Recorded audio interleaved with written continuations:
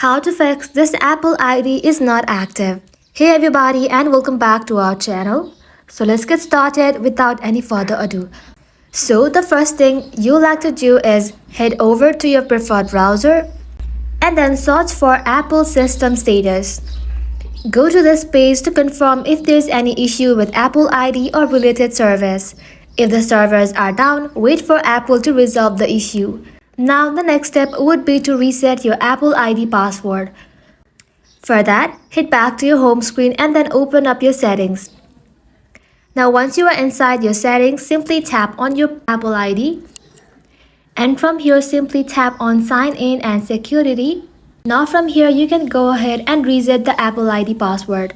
Now the next step would be to force restart your iPhone. Simply restart your iPhone by pressing the volume up button plus volume down button and then hold the slide button until the Apple logo appears.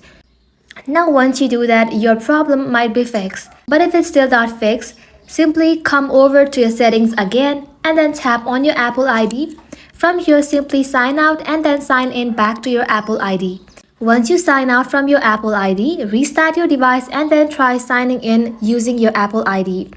Now once it is done, head back to your home screen and then verify your internet connection. Make sure you are connected to a stable Wi-Fi or mobile data network. Disable any VPN if you are using one. Now the last step would be to reset network settings. For that, open up your settings. Simply tap on General, scroll below and then tap on Transfer or Reset iPhone. Now from here, simply tap on Reset and then tap on Reset All Settings. Now once it is done, your problem will be fixed. But if it still does not fix your issue, you can go ahead and visit the Apple support and then contact a representative for assistance. That way your problem will be fixed. And that is how you can do it, guys. Thank you all for watching the video till the very end and stay tuned until our next upload.